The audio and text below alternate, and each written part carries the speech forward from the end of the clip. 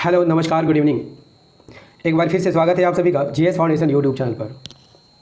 दोस्तों, ये मेरा नया चैनल है और आपकी सपोर्ट की हमें काफ़ी ज़रूरत है, क्योंकि मैं आपके लिए लगातार अच्छे और रिच कंटेंट लाने का प्रयास कर रहा हूँ। इसलिए रिक्वेस्ट है कि चैनल को सब्सक्राइब ज़रूर कर लीजिएगा। दोस्तों, याद रखिएगा, इस चैनल पर आपको रोटेशन वाइज वीडियो उपलब्ध कराई जा रही है, जो history, geography, polity, economics, science और सामान्य ज्ञान से संबंधित होती है। तो इसी क्रम में आज हम लोग देखेंगे साइंस के most important 15 MCQ with full explanation. तो दोस्तों, यदि आप SSC, railway, state PSC, CDS, NDA, UPSC या फिर किसी भी एग्ज़ाम की तैयारी कर रहे हो तो इस वीडियो को बिना स्किप किए हुए पूरा देखिएगा, क्योंकि मैंने इस वीडियो में उन्हीं प्रश्नों को लिया है जो परीक्षा में बार बार पूछे जाते हैं। तो चलिए दोस्तों, यहाँ पर सेशन की शुरुआत करेंगे, लेकिन सेशन में जाने से पहले एक बार फिर से रिक्वेस्ट है कि लिंक को कॉपी कीजिए और दोस्तों के साथ शेयर कर दीजिए, है ना। चलिए शुरुआत करते हैं यहाँ पर सेशन की। सेशन का पहला सवाल है, बहुत उच्च तापमान को मापने के लिए हम किसका प्रयोग करते हैं? To measure very high temperature we use. तो बहुत उच्च तापमान को मापने के लिए हम किसका प्रयोग करते हैं? सही आंसर हो जाएगा प्लेटिनम प्रतिरोध तापमापी का यहाँ हम लोग प्रयोग करते हैं। ऑप्शन बी हो जाएगा सही answer, platinum resistance thermometer. Platinum प्रतिरोध तापमापी है क्या? यह एक ऐसी युक्ति है जिसकी सहायता से किसी ताप का मापन प्लेटिनम तार के प्रतिरोध द्वारा किया जाता है और इसके द्वारा 200 डिग्री सेल्सियस से 1000 डिग्री सेल्सियस तक के ताप को मापा जा सकता है। अगला सवाल कर लेते हैं। दूसरा सवाल है, पानी की टंकी के ऊपर देखने पर कम गहरी दिखाई देने का क्या कारण है? The reason why the water tank appears less dark when view from above is. तो पानी की टंकी के ऊपर देखने पर हमें कम गहरी दिखाई देता है, इसका क्या कारण है? सही आंसर हो जाएगा अपवर्तन इसका कारण है, रिफ्रैक्शन। अपवर्तन किसे कहा जाता है? प्रकाश का अपवर्तन किसे कहा जाता है? जब तरंग एक माध्यम से दूसरे माध्यम में जाता है तो वह हल्का मुड़ जाता है, ठीक है। इसे ही प्रकाश का अपवर्तन कहा जाता है। प्रकाश के अपवर्तन का एक उदाहरण यहाँ पर आपको दिखाई दे रहा होगा। जब एक पेंसिल को पानी भरी गिलास में डाला जाता है तो वह हल्का मुड़ जाता है, ठीक है। ये भी अपवर्तन का ही उदाहरण है। नेक्स्ट सवाल कर लेते हैं। तीसरा सवाल क्या कह रहा है? निम्नलिखित में से किन तरंगों को निर्वात के माध्यम से संचरित नहीं किया जा सकता है? Which of the flowing wave can not be transmitted through vacuum. किन तरंगों को निर्वात के माध्यम से संचरित नहीं किया जा सकता है? सही आंसर हो जाएगा ध्वनि तरंगों को निर्वात के माध्यम से संचरित नहीं किया जा सकता है। ध्वनि तरंगे एक प्रकार की कंपन या विक्षोभ है जो ठोस, द्रव या गैस से होकर ही संचालित होती है, क्योंकि यह एक यांत्रिक तरंग है जिसके संचरण के लिए माध्यम की आवश्यकता होती है। ठोस, द्रव, गैस एवं प्लाज्मा में ध्वनि का संचरण तो संभव है, लेकिन निर्वात में ध्वनि का संचरण नहीं हो सकता है। अगला सवाल, पानी के छोटे छोटे बुलबुलों के गोल होने का क्या कारण है? The reason for the roundness of small bubbles of water is. पानी के छोटे छोटे बुलबुलों के गोल होने का क्या कारण है? तो यहाँ पर सही आंसर हो जाएगा, इसका कारण पृष्ठ तनाव है, यानी सरफेस टेंशन है। पृष्ठ तनाव किसे कहा जाता है? तो किसी द्रव का वह गुण जिसके कारण वह एक तनी हुई झिल्ली की तरह व्यवहार करती है। किस तरह व्यवहार करती है? तनी हुई या प्रत्यास्थ झिल्ली की तरह व्यवहार करती है और कम से कम क्षेत्रफल घेरने का प्रयास करती है। द्रव के इसी गुण को क्या कहा जाता है? पृष्ठ तनाव कहा जाता है। दूसरे शब्दों में देख लेते हैं कि पृष्ठ तनाव किसे कहा जाता है। तो इकाई लंबाई पर लगने वाले बल को पृष्ठ तनाव कहा जाता है। इसका मात्रा क्या है? न्यूटन प्रति मीटर इसका मात्रक होता है। अगला सवाल, यूरेनियम विखंडन की सतत प्रक्रिया को जारी रखने में किस कण की ज़रूरत होती है? वेरी वेरी इंपॉर्टेंट सवाल है आपकी परीक्षा की दृष्टि से। Which particle is needed to continue the continuous process of uranium fission.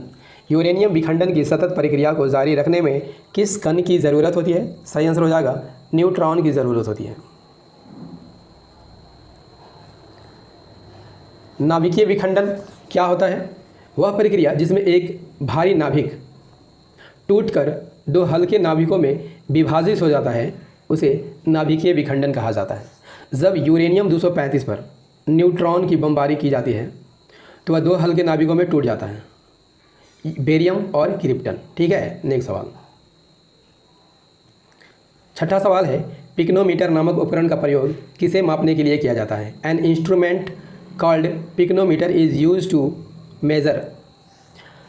तो इसका आंसर क्या हो जाएगा? पिक्नोमीटर नामक उपकरण का प्रयोग किसे मापने के लिए किया जाता है? तो यहाँ पर सही आंसर हो जाएगा घनत्व को मापने के लिए किया जाता है, डेंसिटी को मापने के लिए यहाँ पर पिक्नोमीटर का प्रयोग किया जाता है। यदि आपसे पूछ ले कि सूर्य विकिरण की तीव्रता किससे मापा जाता है? एक्टिनोमीटर से मापा जाता है। भूकंप की तीव्रता रिक्टर पैमाने पर मापा जाता है, लेकिन इसे किस ग्राफ पर दिखाया जाता है? सिस्मोग्राफ पर दिखाया जाता है। उच्च तापमान बोलोमीटर से नापा जाता है। नेक्स्ट सवाल है, पोर्टलैंड सीमेंट का आविष्कार किसने किया था? Who invented Portland cement? तो वेरी इंपॉर्टेंट सवाल है आपके परीक्षा की दृष्टि से। जोसेफ एस्वेडिन ने पोर्टलैंड सीमेंट का आविष्कार किया था। पोर्टलैंड सीमेंट का मुख्य घटक क्या है? मृतिका और चूना पत्थर। नेक्स्ट सवाल, जहाज़ों में समय मापने के लिए किसका प्रयोग किया जाता है? या जहाज़ों में समय मापने के लिए प्रयुक्त उपकरण क्या है? The instrument use to measure time in ships is. जहाज़ों में समय मापने के लिए किस उपकरण का प्रयोग किया जाता है? सही आंसर हो जाएगा क्रोनोमीटर का प्रयोग किया जाता है। बोलोमीटर से क्या मापा जाता है? उसमें विकिरण मापा जाता है।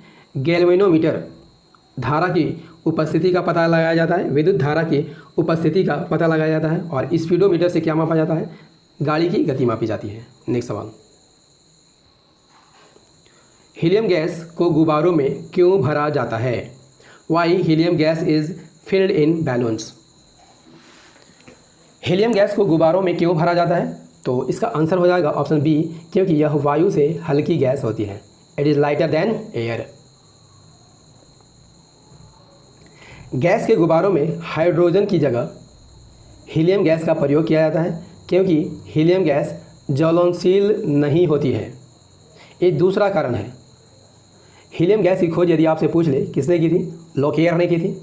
हाइड्रोजन गैस को यदि आपसे पूछ ले कि गुब्बारों में क्यों नहीं भरा जाता है, तो हाइड्रोजन गैस चूँकि हीलियम से हल्की गैस है, फिर भी इसे गुब्बारों में नहीं भरा जाता है। इसका यह कारण है दोस्तों, यह एक ज्वलनशील गैस है, जिसके कारण इसे बैलून्स में नहीं भरा जाता है। हाइड्रोजन की खोज यदि आपसे पूछ ली किसने की थी? हेनरी क्वेंडिस ने की थी। वेरी इंपॉर्टेंट फैक्ट है, आप इसे नोट कर लीजिएगा। नेक्स्ट सवाल, निम्नलिखित में से वह धातु कौन सी है जो पानी को अत्यधिक प्रदूषित करती है? Which of the following is the metal that pollutes water the most. निम्नलिखित में से वह धातु कौन सी है जो पानी को अत्यधिक प्रदूषित करती है? सही आंसर हो जाएगा आर्सेनिक, पानी को अधिक प्रदूषित करती है।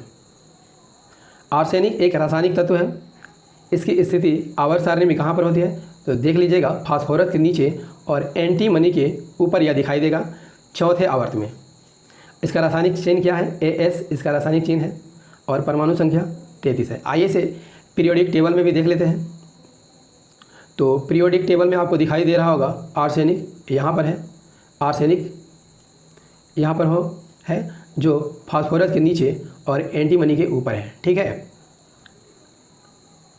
नेक्स्ट सवाल कर लेते हैं। जब किसी पाषाण खंड को पानी में डुबोया जाता है तो वह समान मात्रा में पानी को विस्थापित कर देता है। वह मात्रा क्या है?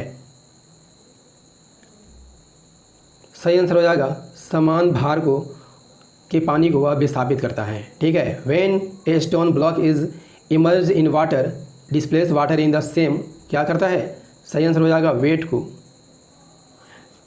वेट के बराबर भार को विस्थापित करता है, पानी को विस्थापित करता है।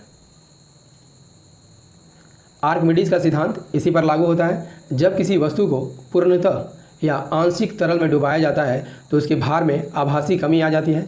भार में कमी उसके द्वारा हटाए गए तरल के भार के बराबर होता है। ठीक है, बढ़ते हैं नेक्स्ट सवाल की ओर। 12वां सवाल है, कोई पिंड ऊष्मा का सबसे अधिक अवशोषण कब करता है? A body absorb the most heat when it is option है black and rough, B black and black, C white and rough, white and grey. तो यहाँ पर सही आंसर हो जाएगा ऑप्शन ए, काला और खुरदरा जब रहता है तो ऊष्मा का अधिक अवशोषण करता है। एक अच्छा उत्सर्जक एक अच्छे अवशोषक होते हैं, ये भी आप याद कर सकते हैं, इसे किरचॉफ का नियम कहा जाता है। पैराशूट धीरे धीरे नीचे आता है जबकि ऊंचाई से फेंका गया पत्थर तेजी से नीचे गिरता है, क्या कारण है? The parachute comes down slowly while a stone thrown from the same height falls rapidly because. इसका क्या कारण है दोस्तों? पैराशूट धीरे धीरे आता है जबकि उसी ऊंचाई से फेंका गया पत्थर तेजी से नीचे गिर जाता है, इसका क्या कारण है? तो यहाँ पर सही आंसर हो जाएगा ऑप्शन सी, पैराशूट के पृष्ठ का क्षेत्रफल ज़्यादा होता है अतः वायु का प्रतिरोध अधिक होने के कारण वह धीरे धीरे गिरता है। ठीक है, the surface area of the parachute is more so the air resistance is more. यही कारण है कि पैराशूट धीरे धीरे नीचे आता है जबकि ऊंचाई से फेंका गया पत्थर जल्दी ही धरती पर पहुंच जाता है। अगला सवाल, सिलिकॉन क्या है? What is silicon? तो सिलिकॉन क्या है? यहाँ पर सही आंसर हो जाएगा अर्धचालक है, सेमी कंडक्टर। सिलिकॉन एक रासायनिक तत्व है और यह पृथ्वी पर ऑक्सीजन के बाद सबसे अधिक पाया जाने वाला तत्व है। सिलिकॉन के अवयव साबुन, शीशे, कंप्यूटर चिप्स में इस्तेमाल किए जाते हैं, कंप्यूटर चिप्स में इस्तेमाल किए जाते हैं। यदि आपसे पूछ ले कि सिलिकॉन की खोज किसने की थी तो सही आंसर हो जाएगा 1824 में स्वीडन के रसायन शास्त्री बर्जिलियस ने की थी। और आवर्त सारणी में से कितने स्थान पर रखा गया है? 14वें स्थान पर रखा गया है। सिलिकॉन को किस स्थान पर रखा गया है? 14वें स्थान पर रखा गया है। नेक्स्ट सवाल, इस सेशन का अंतिम सवाल कर लेते हैं। 15वां सवाल है, निम्नलिखित में से वह धातु कौन सी है जिसका प्रयोग लोहे पर कलाई चढ़ाने के लिए किया जाता है? Which of the following is the metal which is used for galvanising iron? सही आंसर हो जाएगा वह धातु जस्ता है। गैल्वेनाइजिंग है क्या? गैल्वेनाइजिंग जंग लगने से बचाने के लिए स्टील या लोहे पर एक सुरक्षात्मक जस्ता कोटिंग लगाने की प्रक्रिया को ही गैल्वेनाइज कहा जाता है। सबसे अच्छा गैल्वेनाइज क्या होता है? सबसे अच्छा गैल्वेनाइज हॉट डीप गैल्वेनाइजिंग है, जिसमें लोहे या स्टील को गर्म पिघले हुए जस्ता में डुबाया जाता है। दोस्तों सेशन कैसा लगा कमेंट करके ज़रूर बताइएगा और याद रखिएगा दोस्तों, मेरी वीडियो रात को 8 बजे आती है। कितना बजे? रात को 8 बजे, जो history, geography, polity, economics, science और सामान्य ज्ञान से संबंधित होती है। और हाँ दोस्तों, यदि वीडियो में अगर कुछ कमी लग रही हो तो आप कमेंट करके ज़रूर बताइएगा, ठीक है? हम उसे अगले वीडियो में सुधारने का प्रयास ज़रूर करेंगे। तो मिलते हैं अगले सेशन में। जय हिंद, धन्यवाद।